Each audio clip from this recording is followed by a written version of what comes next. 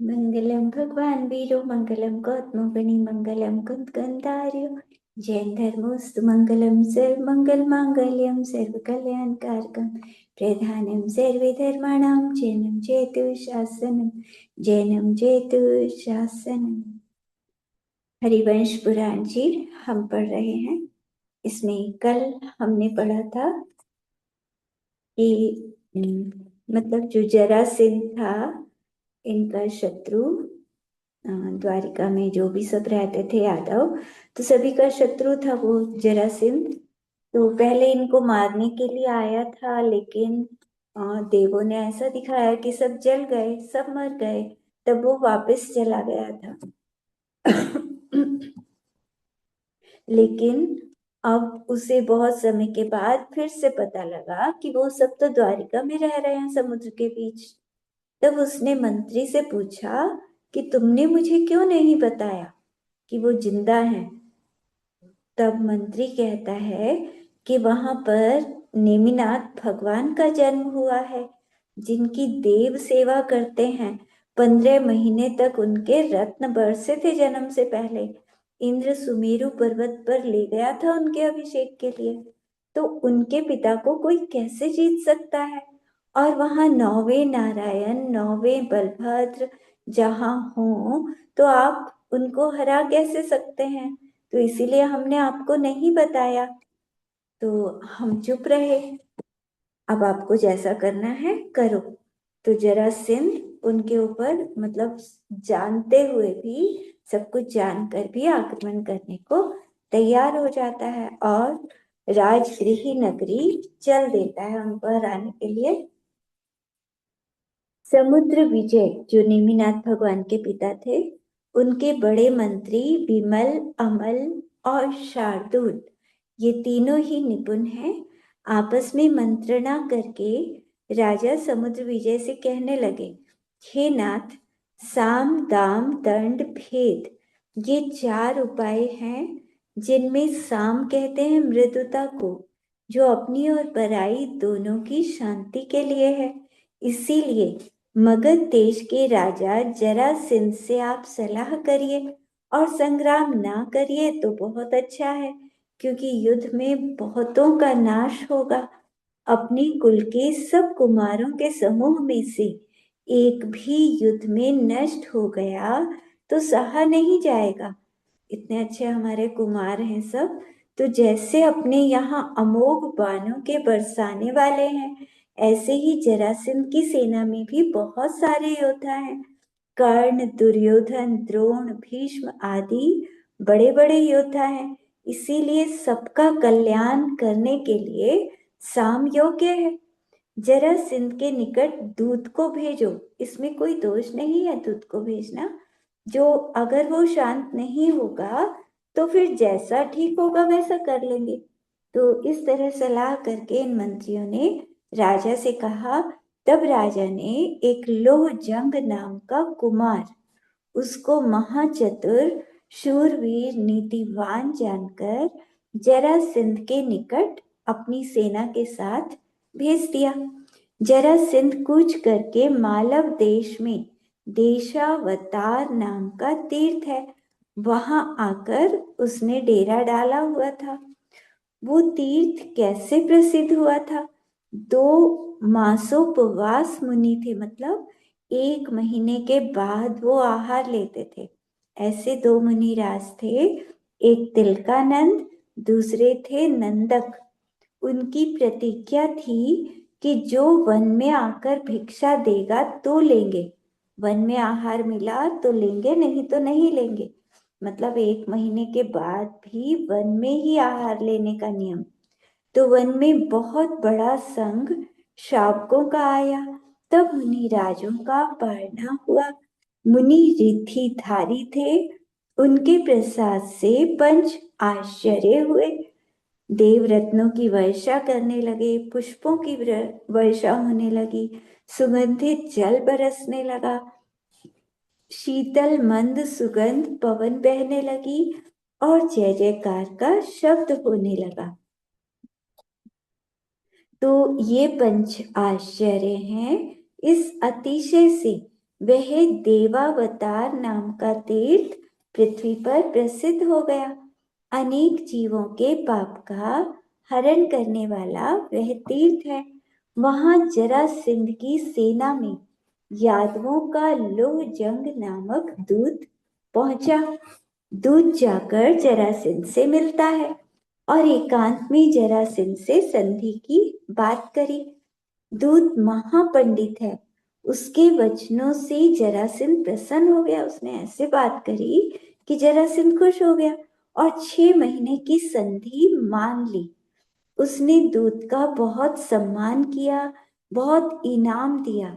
तो दूत प्रसन्न होकर द्वारिका पहुंचा और समुद्र विजय आदि से सारी बात कही।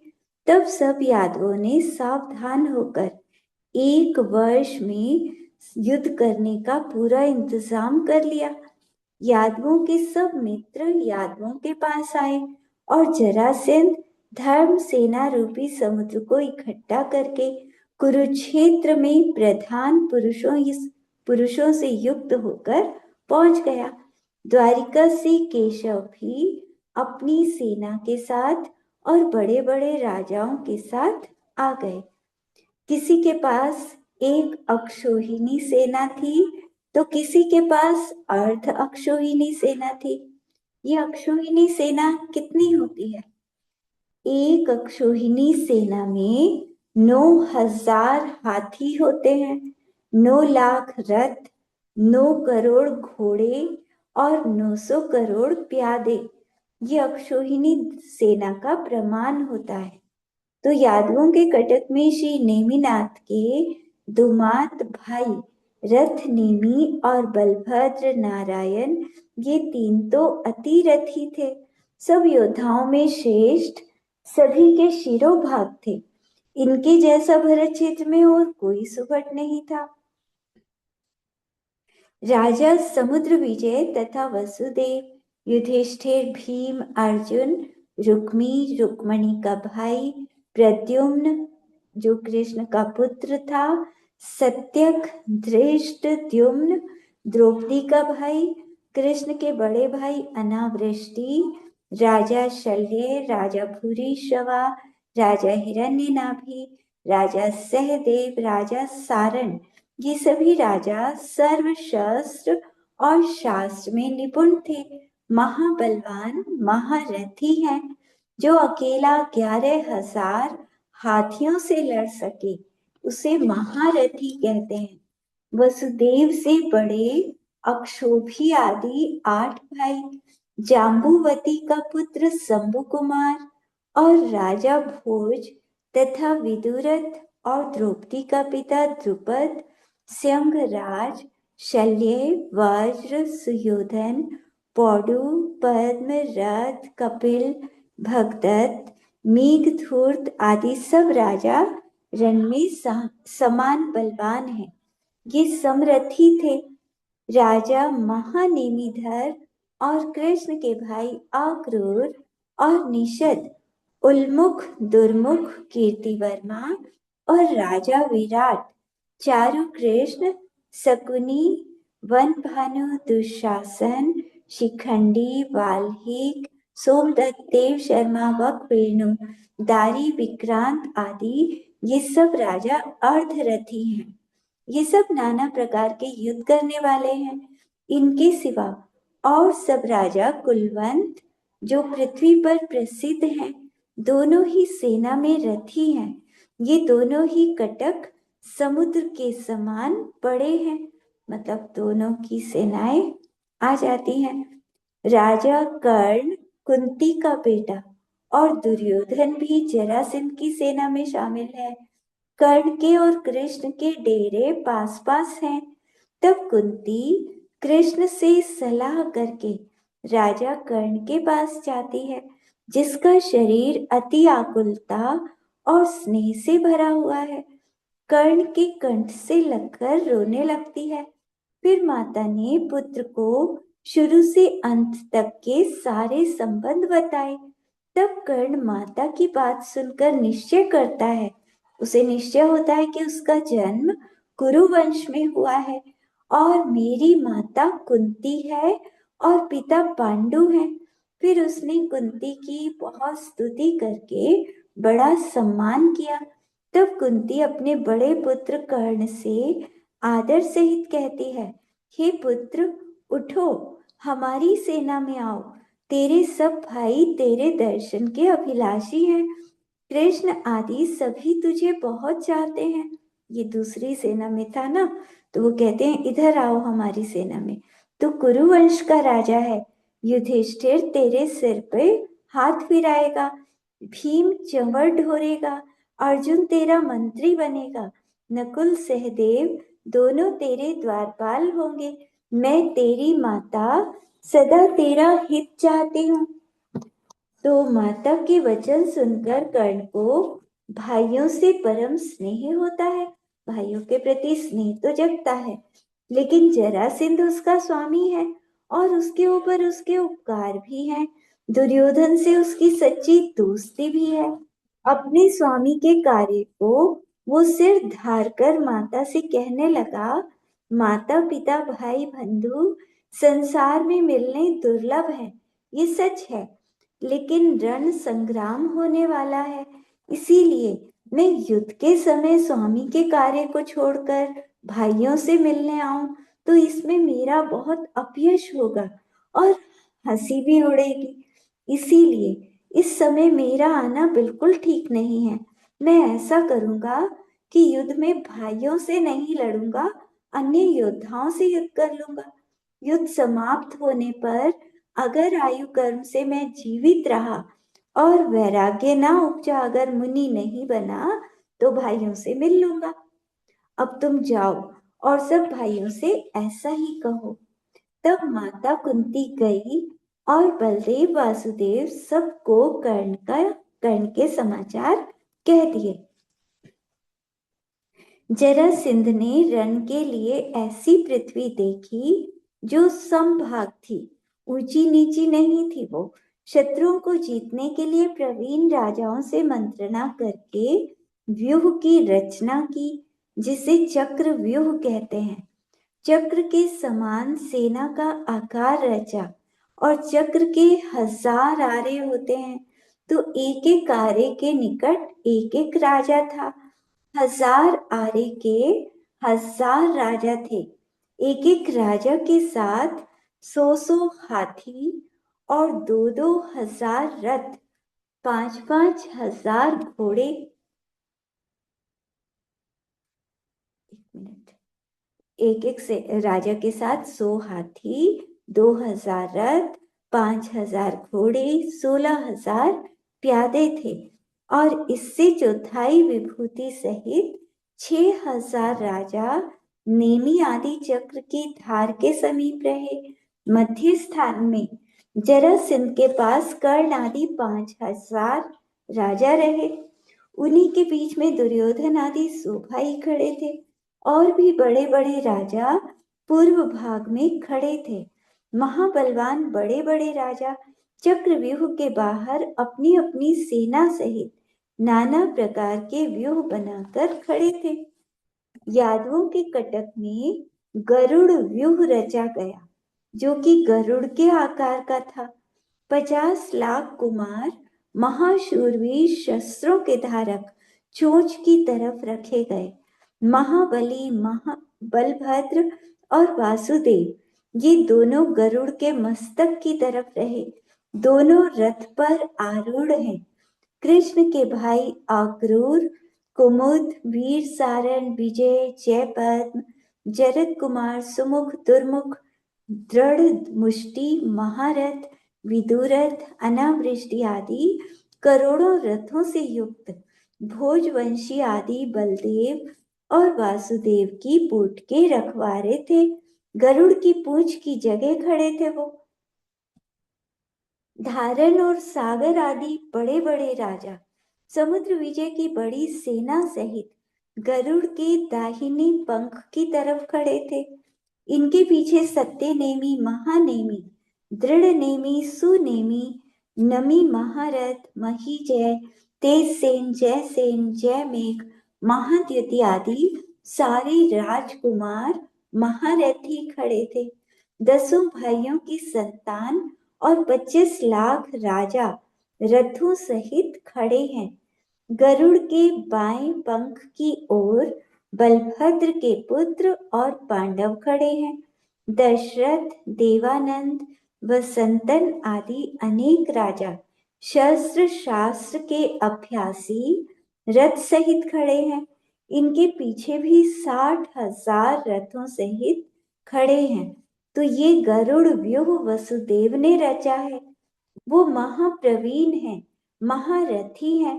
फिर वे चक्रव्यूह में जाने को तैयार हुए। ये दोनों व्यूह ऐसे रचे थे जो कोई भेद ना सके।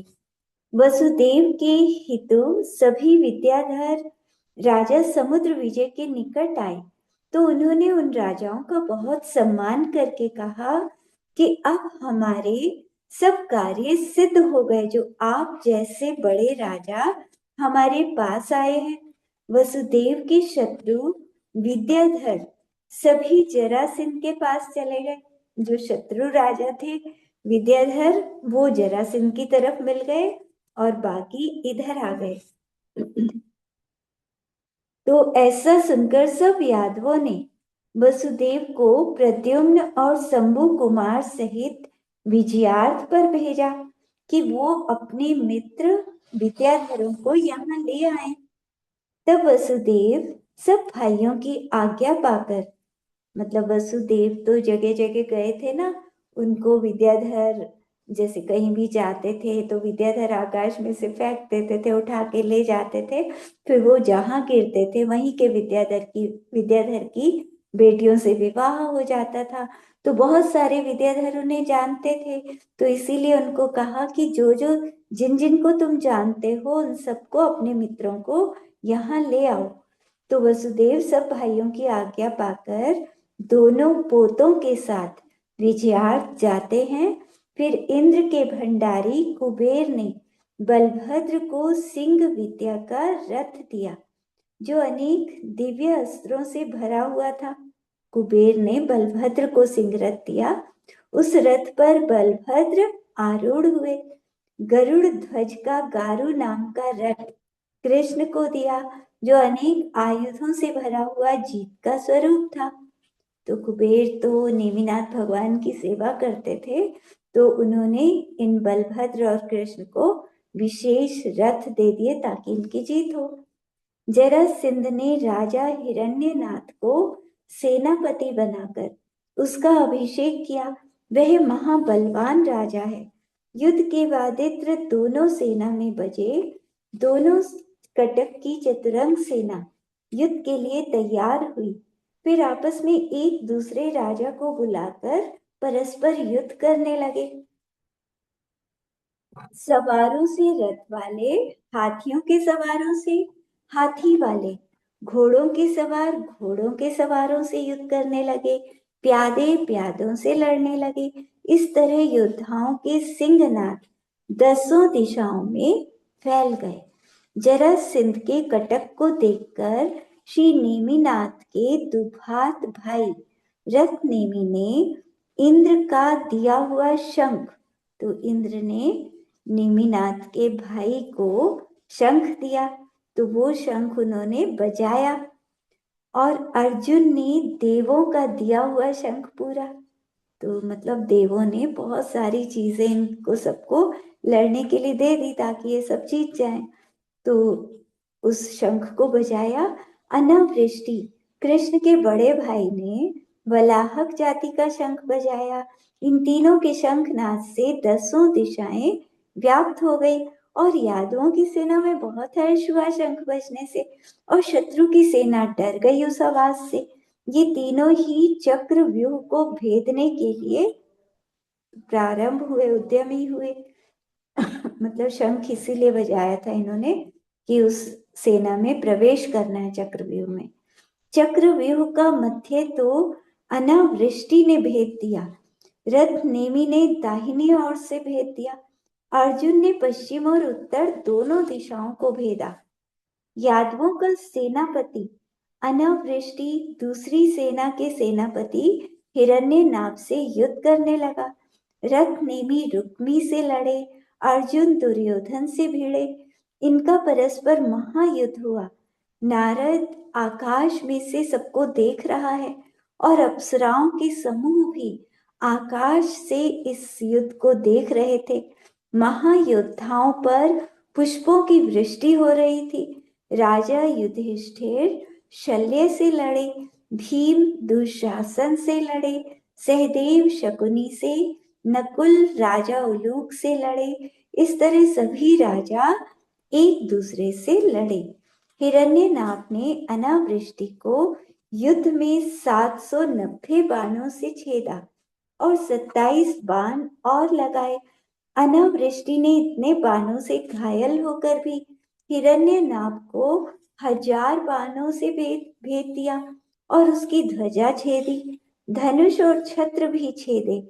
फिर सारथी को छेद कर परिध नाम का शस्त्र चलाकर हिरण्य नाम का रथ चूर्ण कर डाला। फिर दोनों में तलवार से भयंकर युद्ध हुआ और हिरण्य नाम की दोनों भुजाओं को छेद करके उसे मार दिया। उस समय सूर्य अस्त हो गया था, तो युद्ध रुक गया। सूर्यास्त होते ही, सूर्य निकलते ही दोनों सेना के योद्धा युद्ध के लिए निकल पड़े। जरासंध ने अपने हंस नाम के मंत्री से पूछा कि इन यादवों के प्रत्येक के नाम और चिन्ह बताओ मुझे कि किसका क्या नाम है। मंत्री ने सबके नाम और उनकी ध्वजाओं के चिन्ह बता दिए कि जिसका ये चिन्ह है उसका ये नाम है। तब जरासंध ने अपने सारथी से कहा, अब तू यादवों की ओर रथ को ले चल। तब सारथी ने यादवों की तरफ रथ चलाया। जरासंध ने अपने बाणों से सब यादवों को आच्छादित किया। जरासंध के पुत्र भी क्रोधित होकर यादवों से युद्ध करने लगे। जब जरासंध के बड़े पुत्र काल यवन ने वसुदेव के बहुत सारे पुत्रों को मार दिया, तब सारन नाम के कुमार ने क्रोधित होकर तलवार से प्रहार करके कालयवन को मार दिया। जरासंध के और पुत्रों ने कृष्ण को घेर लिया, तो कृष्ण ने अर्धचंद्र बाण से उनको मार दिया। अपने पुत्रों को मरा हुआ देखकर जरासंध कृष्ण से लड़ने आया और अनेक शस्त्रों व अनेक बाणों से उनका युद्ध हुआ, पर कृष्ण ने सब दिव्यास्त्रों को निराकरण कर दिया। यह कथा गौतम गंधर्व राजा शौनक को सुना रहे हैं। जब जरासंध के सारे उद्यम वृथा हुए, तो उसने धनुष को डालकर चक्र को चितारा। जिस चक्र की 1000 यक्ष सेवा करते हैं, वह चक्र सहस्र किरणों से युक्त 10 दिशा में उद्योत करता हुआ जरासंध के हाथ में आया। जिसके अनेक शस्त्र वृथा हो गए थे, वह महाक्रोध रूप होकर भौहों को टेढ़ी करके चक्र को फिराकर, मतलब जरासंध ने सारी कोशिश कर ली लेकिन वो कृष्ण को हरा नहीं सके। तो फिर उन्होंने चक्र को स्मरण किया, तो चक्र को फिराकर उसने कृष्ण की तरफ चला दिया। कृष्ण को मारने के लिए चक्र को आकाश में चला दिया, जिसके तेज से सूर्य का तेज भी दब गया। चक्र को आता देखकर उसे रोकने के लिए कृष्ण ने शक्ति और गदा संभाली और बलभद्र ने अपने हल मूसल संभाले। भीम ने गदा, अर्जुन ने धनुष, अनावृष्टि ने परिध संभाला। इस तरह सबने अनेक शस्त्र संभाले। उस चक्र को सामंतों ने अनेक प्रकार से रोकने की कोशिश की, लेकिन चक्र नहीं रुका। मित्र की तरह शीघ्र आया और आकर कृष्ण की प्रदक्षिणा लगाने लगा। उसकी प्रदक्षिणा लगाकर दाहिने हाथ में ठहर गया, क्योंकि जरासंध प्रति नारायण था और कृष्ण नारायण थे, तो कभी भी चक्र से नारायण नहीं मरते, हमेशा प्रति नारायण नारायण के ऊपर चक्र चलाता है और वो नारायण की 3 परिक्रमा लगाकर उसी के हाथ में आ जाता है। तो जब चक्र कृष्ण के हाथ में आया तो आकाश से फूलों की वर्षा करने लगे सब, और देवों की ध्वनि हुई कि ये कृष्ण नौवा वासुदेव है, नारायण है। यादव एकदम बहुत प्रसन्न हो गए सारे, जब, क्योंकि पहले तो घबरा रहे थे कि चक्र आ रहा है, कहीं ये कृष्ण को मार ना दे, लेकिन जब कृष्ण के हाथ में वो चक्र आकर विराजमान हो गया तो सब प्रसन्न हो गए।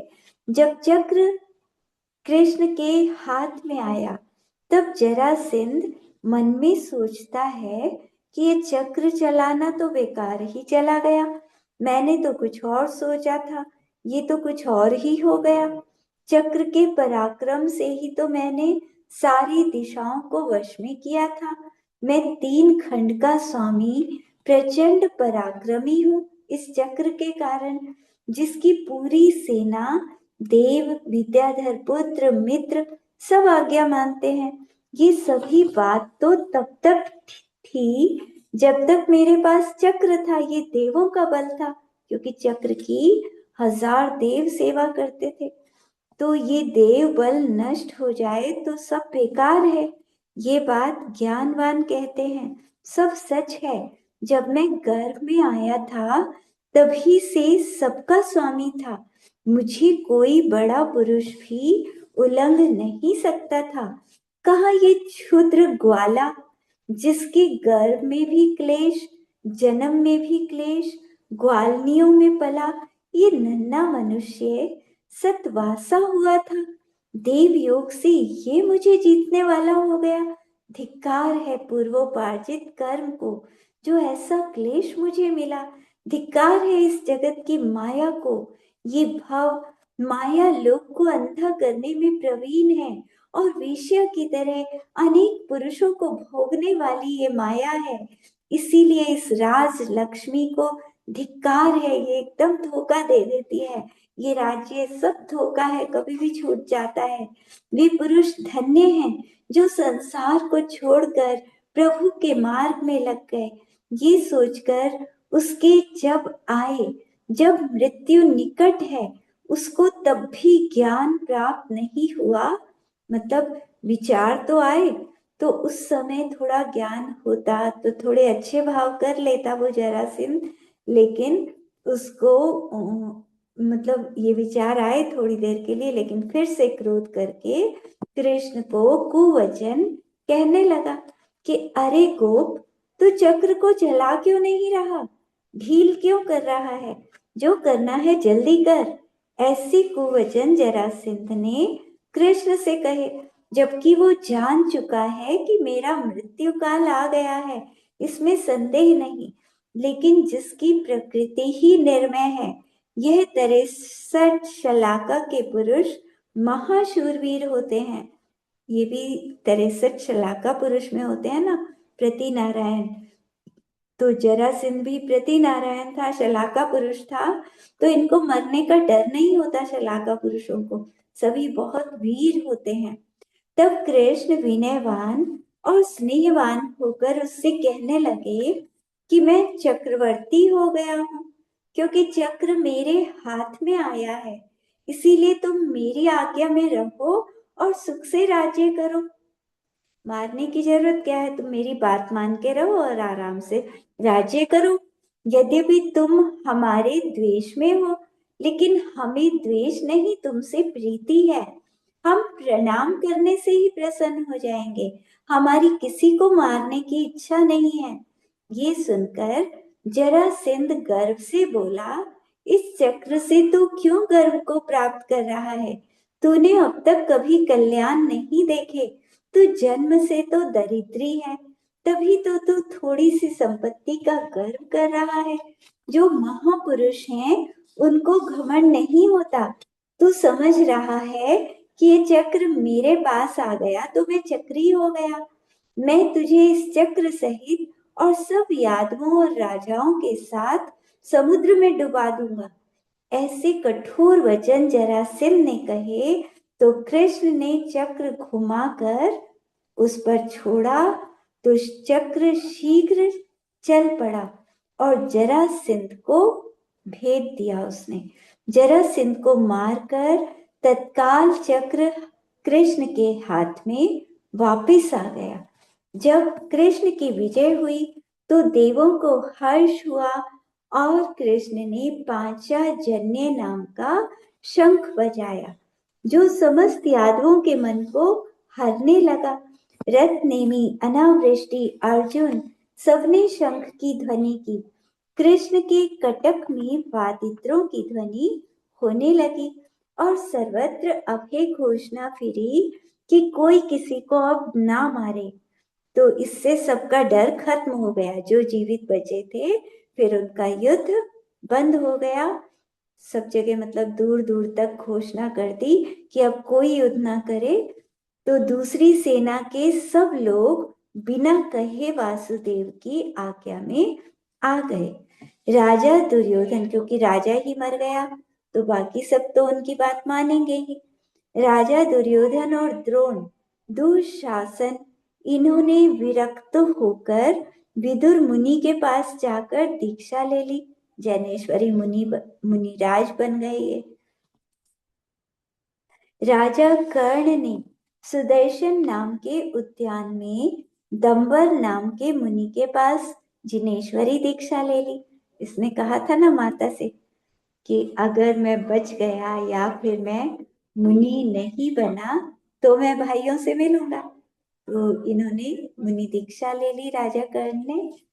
राजा कर्ण ने कुंडल उसी वन में तजे थे, तब से वह स्थान कर्ण स्वर्ण कहलाता है। जब हरि प्रति हरि का संग्राम हो चुका, मतलब नारायण प्रति नारायण का युद्ध हो चुका, तब धनपति यदुपति से पूछकर स्वर्ग में गया और यादव राजा अपने अपने घर आए। कृष्ण जरासंध को मरा हुआ देखकर अति व्याकुल हुए। जरासंध को कैसा देखा, मानो समुद्र में सूर्य ही पड़ा हो, ऐसा लग रहा था वो। उसकी मरण दशा को देखकर मधुसूदन रोने लगे। गौतम गणधर कहते हैं, हे सैनिक, यह प्राणी शुभ के उदय से संपदा को भोगता है और जब सुख का क्षय होता है तो आपदा को भोगता है। पाप कर्म आते ही आपदाएं आ जाती हैं। सूर्य उदय होने से पहले ही हरि ने प्रातः काल जागकर सबको दर्शन दिए। दोनों सेना में जो जो घायल थे उनका इलाज कराया और जो मृतक थे उनकी दग्ध क्रिया करी। सभा में समुद्र विजय आदि सभी कृष्ण सहित बैठे थे और वसुदेव का इंतजार कर रहे थे और कह रहे थे कि वसुदेव के कोई समाचार नहीं आए। उनके साथ कई पुत्र और प्रद्युम्न कुमार, शंभु कुमार पोते भी गए हैं। अब पता नहीं ना युद्ध में कौन जीवित रहा, किसकी मृत्यु हो गई। तो वो बड़े चिंतित थे कि उनका कोई समाचार अभी नहीं आया है। तो इस तरह वो सभी यादव बातें कर रहे थे। तभी आकाश से वेगवती विद्याधरी आई। उसके साथ नाग कुमारी देवी भी आई। यह नाग कुमारी वेगवती की दादी का जीव है। ऋष दत्ता तपस्विनी जिन धर्म को आराध कर देवी हो गई थी। ये हमने पढ़ा था ना कि पुत्र को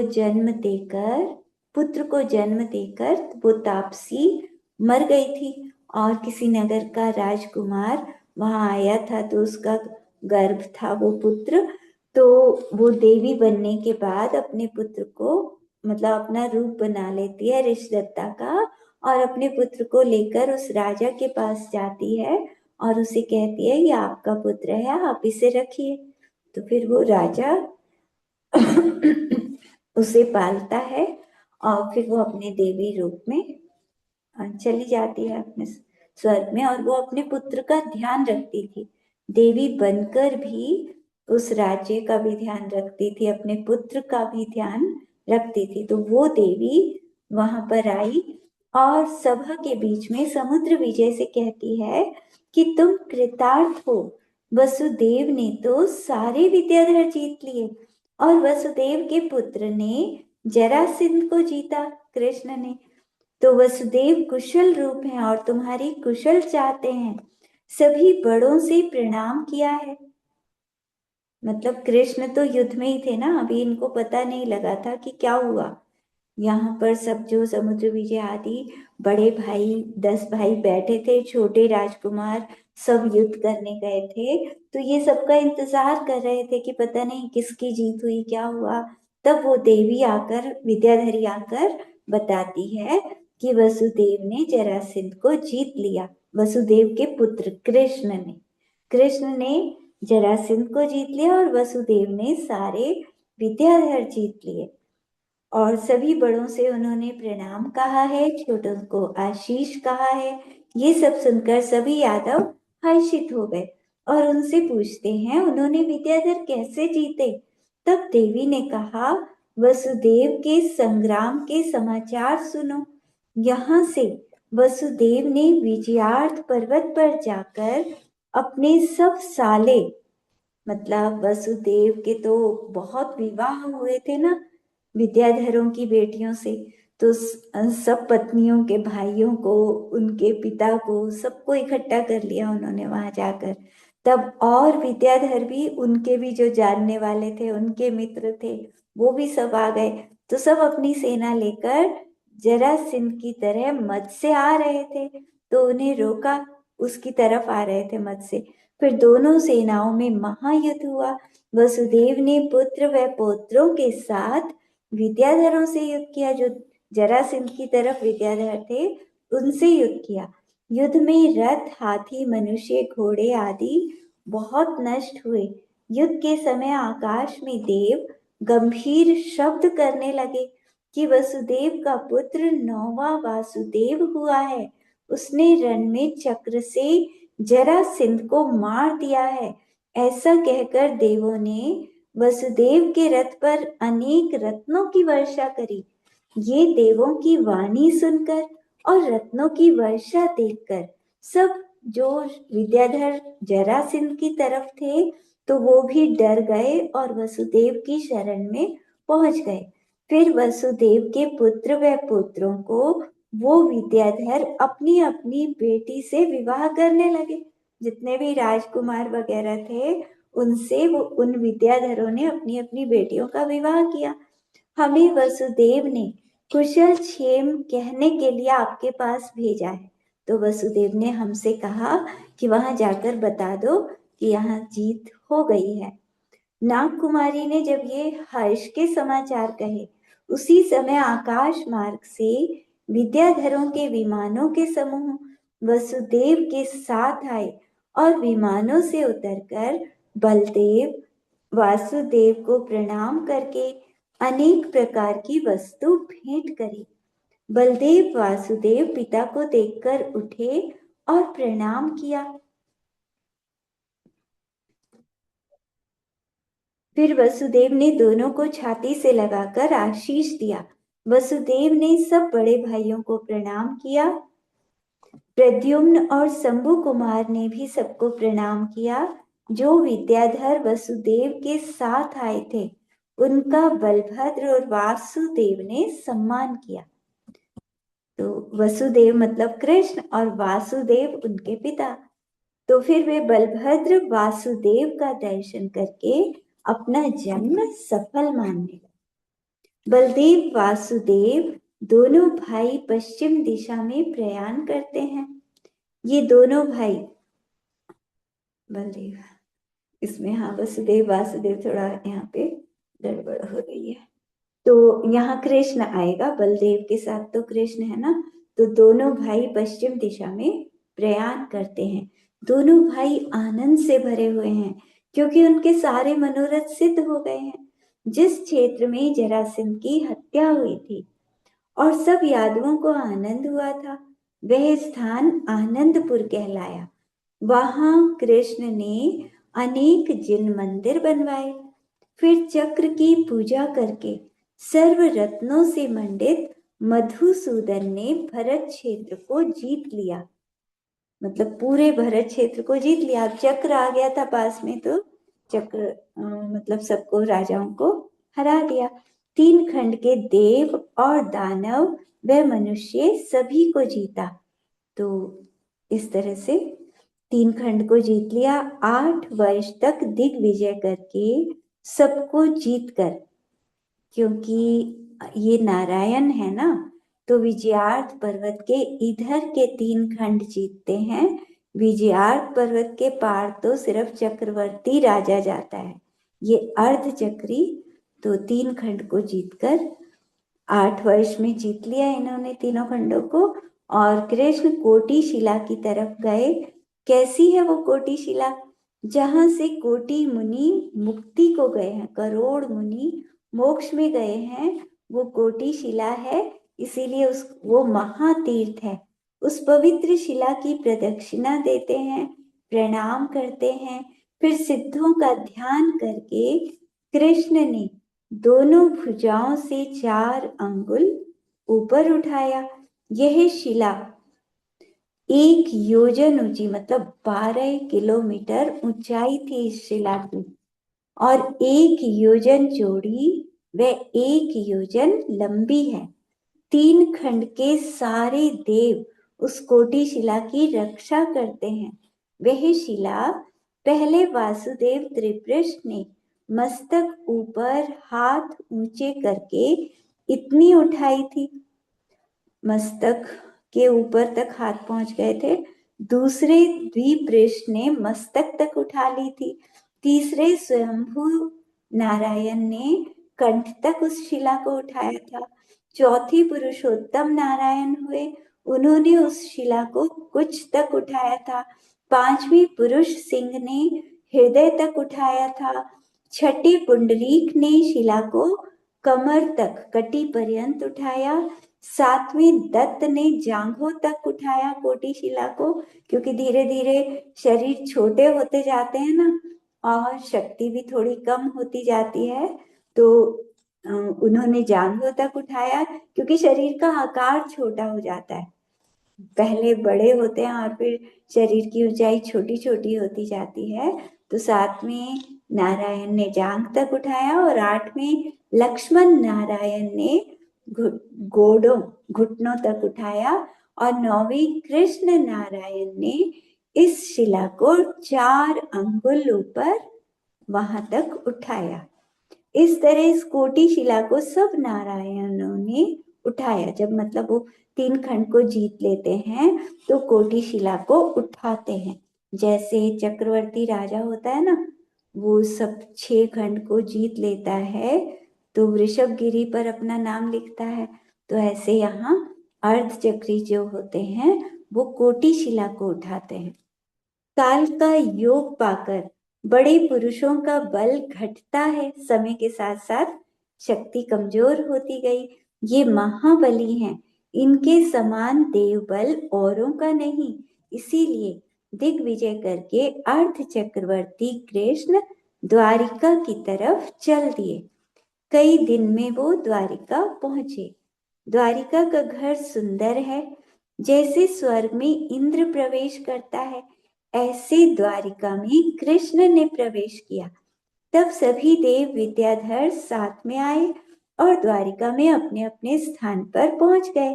दूसरे दिन सब फूचर खेचर देवों ने इकट्ठे होकर बलभद्र नारायण का अभिषेक किया, और सब ने कहा, ये आधे भरत क्षेत्र के प्रभु हैं और बलभद्र नारायण प्रसिद्ध पुरुष हैं।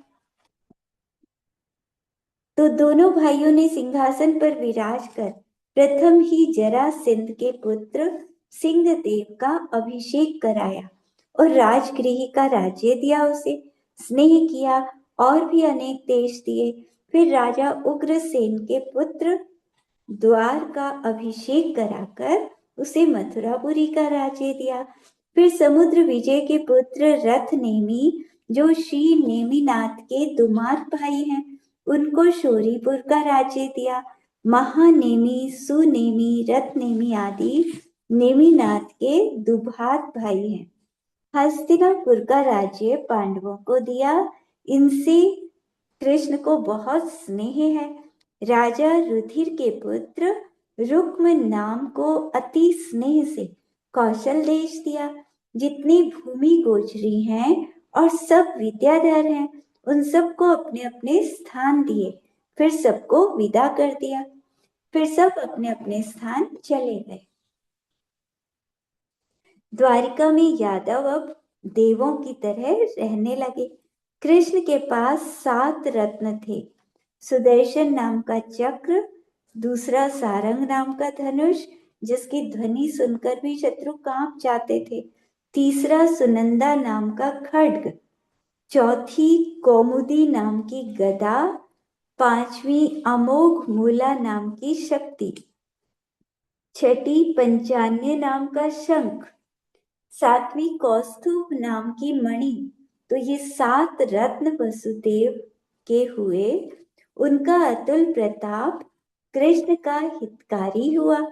बलभद्र के अपराजित नाम का हल, जो कि महादिव्य शस्त्र है, और शक्ति नाम का मूसल, वो भी दिव्य गदा, और रत्नमाला आदि रत्न बलदेव के हुए। अर्धचक्री कृष्ण के 16,000 रानी। देखो, जो चक्रवर्ती राजा होता है उसकी 96,000 रानी होती हैं, और अर्धचक्री के 16,000 रानी। तो कृष्ण के 16,000 रानी थी, और 8,000 गणबद्ध देव, शरीर के रक्षक, शरीर की रक्षा करते थे 8,000 देव। बलभद्र की 8,000 रानी थी। वे उन सहित देवों की तरह सुख से रहने लगे। सभी यादव जिनमत के अधिकारी हैं और द्वारिका में मणियों के महल में रहते हैं। राजा शेनिक गौतम स्वामी से पूछता है कि हे प्रभु, अब मुझे पांडवों के बारे में विशेष बताइए। तब गौतम गणधर कहते हैं,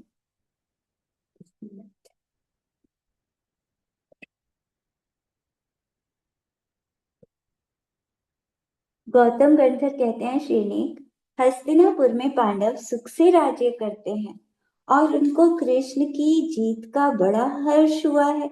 जब हस्तिनापुर में पांडवों का अखंड राज्य हुआ तो प्रजा को बहुत सुख हुआ और सारी प्रजा दुर्योधन आदि को भूल ही गई। एक समय पांडवों की सभा में नारद आया, जिसका स्वभाव लड़ाई कराने का है, और उसका आना जाना पूरे 2.5 द्वीप में जा सकता है वो नारद। तो सब भाइयों ने आदर सहित नारद की विनय करी। फिर नारद राजमहल में गए तो सबने विनय की, लेकिन द्रौपदी किसी काम में आकुलित थी, तो उसने नारद को देखा नहीं। वो किसी काम में व्यस्त थी, तो नारद को क्रोध आ गया बहुत। मतलब कोई भी अपमान कर दे, कोई विनय ना करे, तो नारद क्रोधित हो जाते थे। तो अनादर से दुखी होकर द्रौपदी को दुख देने का अभिप्राय करते हैं वो। इसीलिए कि इस द्रौपदी को कैसे दुखी करूं, इसका हरण करवा देता हूं। कोई इसको उठाकर ले जाए तो तब ये दुखी हो जाएगी। तो इसीलिए द्रौपदी को हरण कराने का निश्चय करके धातकी खंड में पहुंच जाते हैं। धातकी खंड के पूर्वार्ध में भरत क्षेत्र है। उसके अंग देश में अमरकंका नगरी में वो नारद प्रवेश करते हैं, क्योंकि वो पूरे 2.5 द्वीप में जा सकते थे। अब द्रौपदी से बदला लेना है ना, कि उसने विनय क्यों नहीं किया, नमस्कार क्यों नहीं किया। तो वहां का राजा के पास पहुंच गए। पद्म नाम, जो मतलब स्त्रियों में बहुत लोलुपी है, उससे मिलता है। जब राजा को ये पता लगा कि ये नारद पूरे 2.5 द्वीप में घूमता है, तो वो पूछता है कि मेरे जैसी रानी किसी और की भी है क्या। तो नारद हाँ, हाँ, ऐसा सोच के वो कि नारद से पूछता हूँ, उसे अपने राजमहल में ले गया। तो वहां सब स्त्रियों ने नारद को प्रणाम किया। तब राजा ने नारद से पूछा, हे प्रभु, मेरे जैसी रानी तुमने कहीं और देखी है क्या। तब नारद ने जाना कि इसको बड़ा घमंड है स्त्रियों का, और ये विषयों का अभिलाषी भी है। तब नारद ने द्रौपदी की सुंदरता का वर्णन कर दिया और उसको द्रौपदी की इच्छा करा के चला गया। अब वो सोचने लगा राजा की द्रौपदी को कैसे प्राप्त करूं। राजा पद्मनाभ ने द्रौपदी के लिए, अब कोई मनुष्य तो जम्बूद्वीप में नहीं जा सकता था, बीच में लवण समुद्र है, धातकी खंड से जम्बूद्वीप तक देव ही जा सकते हैं, देव की सहायता से ही जाया जा सकता है। तो उसने द्रौपदी को पाने के लिए संग्रामक नाम के पातालवासी देवता की आराधना की, उसको सिद्ध किया। वह देव उसका आराधा हुआ था। उसने उस देव से कहा कि जम्बूद्वीप में बता दिया उसको जगह कि वहां द्रौपदी सोते हुए उसे उठाकर ले आना। तो वो रात में पहुंचा जब द्रौपदी सो रही थी अपनी सेज पर, तो बिस्तर सहित पलंग सहित उसे उठाकर आकाश में से ले गया धातकी खंड में और राजा पद्म नाम की नगरी में ले गया द्रौपदी को। फिर देव ने राजा से कहा कि द्रौपदी तेरे महल के उपवन में है। तब राजा वहां जाकर द्रौपदी को देखता है, मानो साक्षात देवी ही हो। द्रौपदी सर्वतोभद्र नाम के महल में सो रही थी। अब उसने देखा है, एकदम आंखें खुली तो उसे लगा ये कहाँ आ गई मैं। फिर उसने सोचा ये सपना देख रही हूं मैं तो वहां सो रही थी। तो इस शंका से वो फिर सो गई कि ये तो सपना है। पद्म नाम राजा धीरे धीरे उसके पास पहुंच जाते हैं और प्रिय वचन में कहते हैं, हे विशाल नेत्रे, ये धातकी खंड द्वीप है, मैं यहाँ का राजा पद्म नाम हूँ। नारद ने तेरी सुंदरता का वर्णन किया तो मैंने देव की आराधना की, वही देव तुझे यहाँ लाया है। ये सुनकर वो हैरान हो जाती है।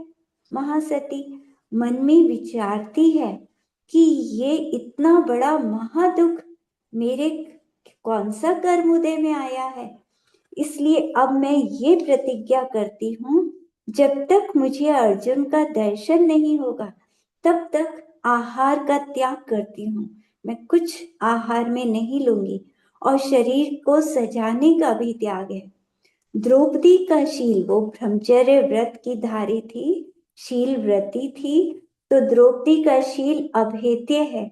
वह उसी शील रूपी वज्र के कोट में बैठी राजा पद्मनाभ से बोली, मेरे भाई तो बलभद्र नारायण है और अर्जुन मेरा पति है।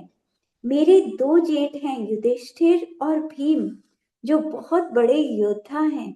मेरे दो देवर हैं, नकुल और सहदेव, वो यमराज की तरह हैं, उन्हें कोई रोक नहीं सकता।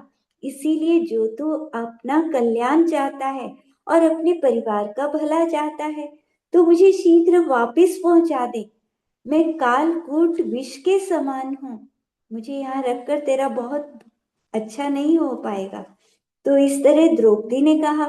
तब उस महासती ने, मतलब वहां जाकर भी उसने किस तरह, ऐसा नहीं कि डर गई घबरा गई, उस राजा से ऐसे वचन कहे। तब उस महासती ने एक बुद्धि उपाय से उससे कहा कि अच्छा एक काम करो, मेरे पीहर के और मेरी ससुराल के लोग अगर 1 महीने के अंदर ना आए यहाँ पर, तब तेरी जो इच्छा हो वो कर लेना। तब वो राजा ये सुनकर चुप हो गया कि ठीक है, चलो 1 महीना इंतजार कर लेता हूँ, और अपने राज्य की सब स्त्रियों को उसको प्रसन्न करने के लिए रख दिया। ये महासती अब निर्भय होकर, उसने आहार का तो त्याग कर दिया था, तो आंसू बहाती हुई अपने पति का इंतजार करने लगी रोज कि कब आए वो। इधर हस्तिनापुर में सुबह होते ही जब देखा अरे द्रौपदी है ही नहीं, पूरे महल में ढूंढा, सब जगह ढूंढा, कहीं भी नहीं मिली। पांडव व्याकुल हो गए, कोई उपाय ना मिला तो पांचों भाई कृष्ण के पास पहुंचते हैं। कृष्ण ने दुखी होकर द्रौपदी को पूरे भरत क्षेत्र में ढूंढा, लेकिन कहीं भी नहीं मिली। तब सब यादवों ने सोचा कि कोई क्षुद्र इस क्षेत्र से दूसरे क्षेत्र तो नहीं ले गया उसे उठाकर।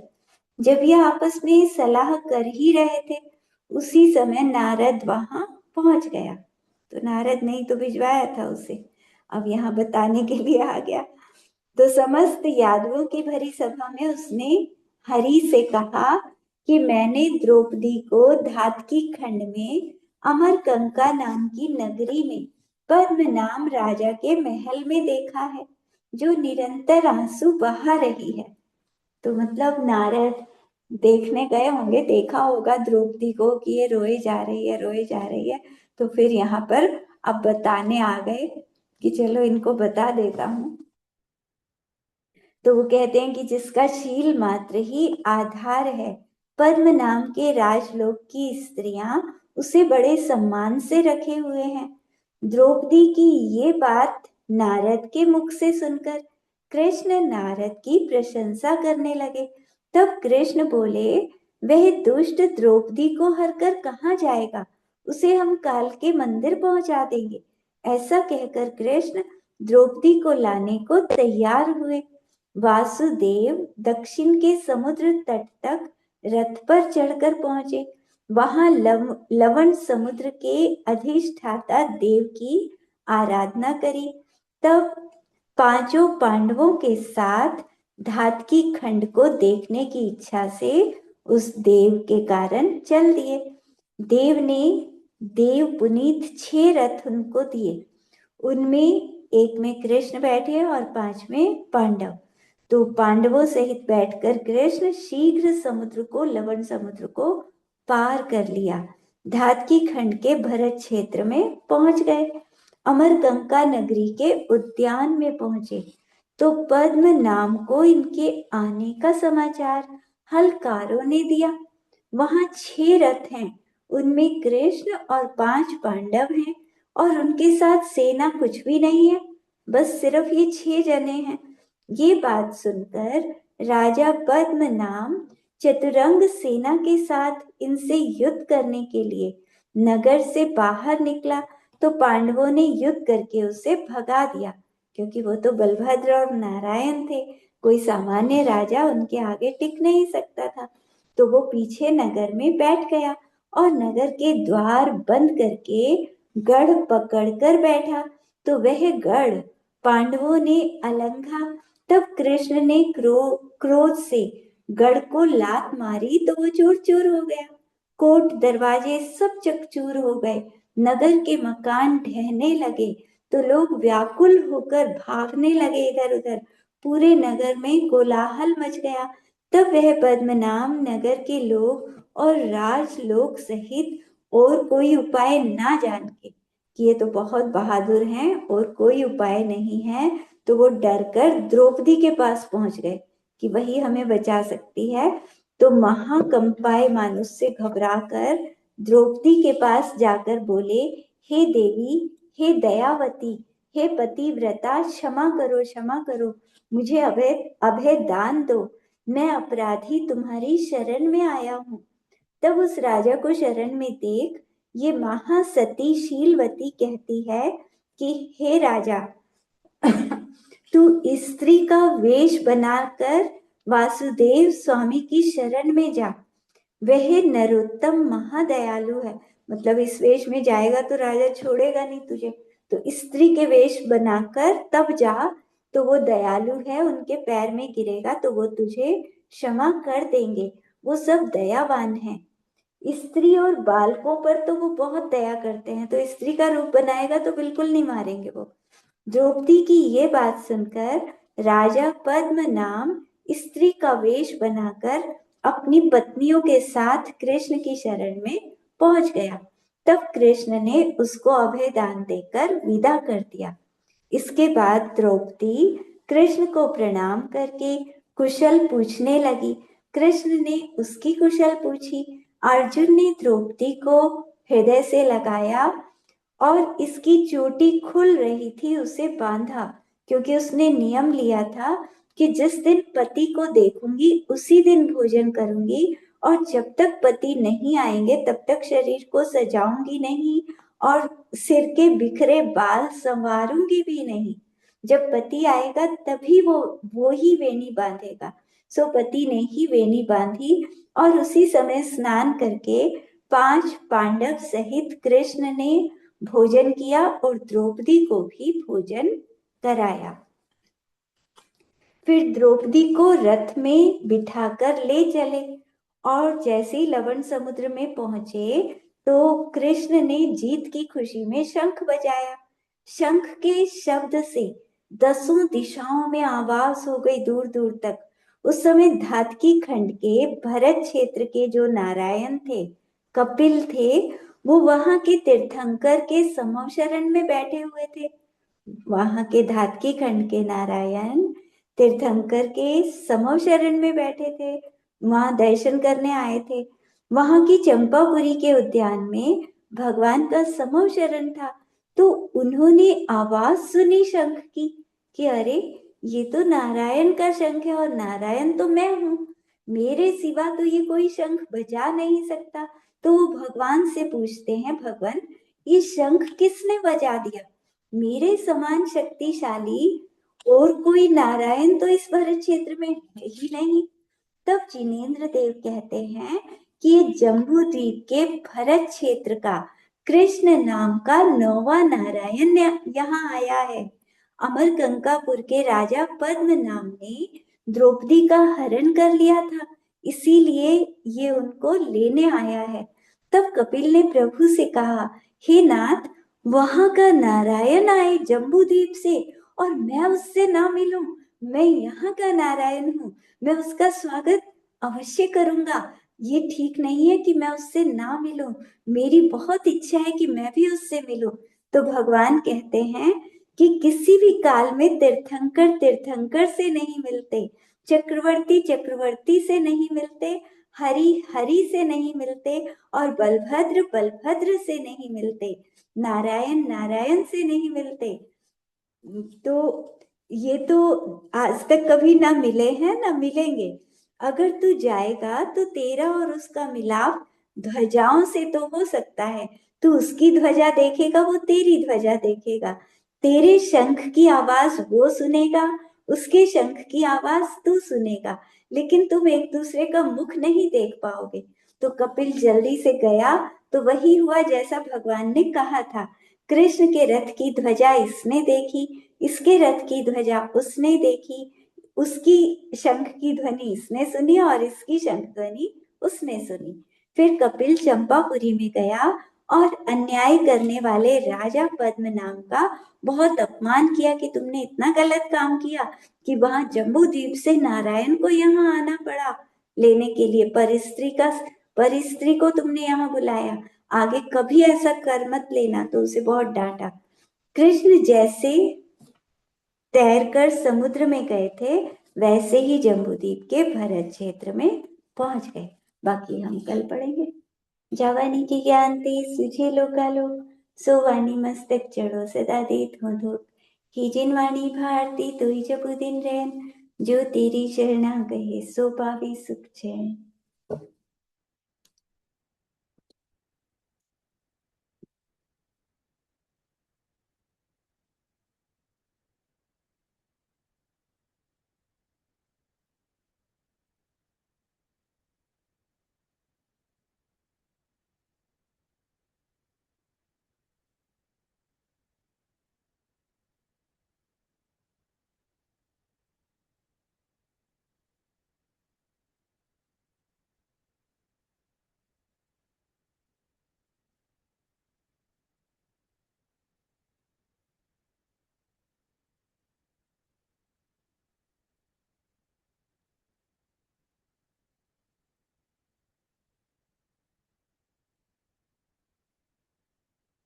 तो आज द्रौपदी का पता लग गया सबको।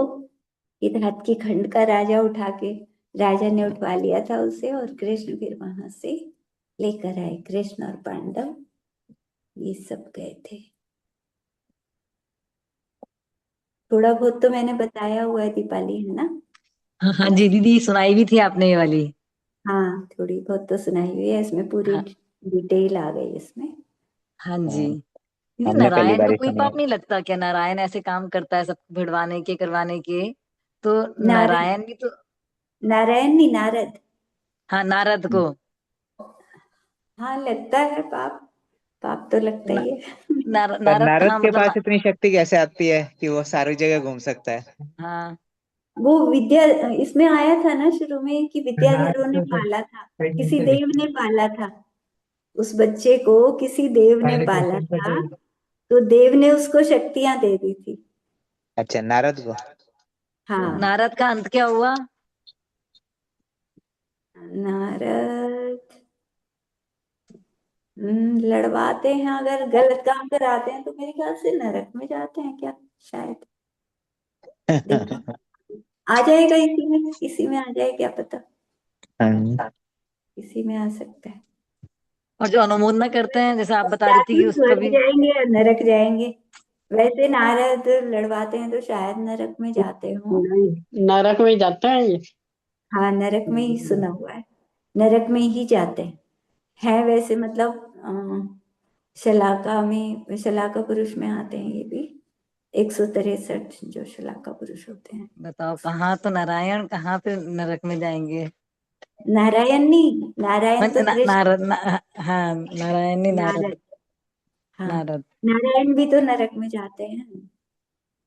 नारायण प्रति नारायण दोनों नरक में जाते हैं। फिर मतलब पहले वो मुनि थे, दिगंबर मुनि, पिछले जन्म में। अब नारायण प्रति नारायण बनते हैं, आगे चलकर भगवान बनेंगे कृष्ण, हमारे हम्म। तीर्थंकर। आगे चलकर हम्म। तीर्थंकर भगवान बनेंगे, लेकिन एक बार उनको नरक में जाना पड़ेगा, क्योंकि नारायण प्रति नारायण का नियम ही है कि दोनों को ही जाना पड़ता है नरक में, जो भी बनते हैं ना। चलो, ठीक है, जय ठीक है जिनेन्द्र। जी। जय जिनेन्द्र, सभी को, दीदी जी को वंदना।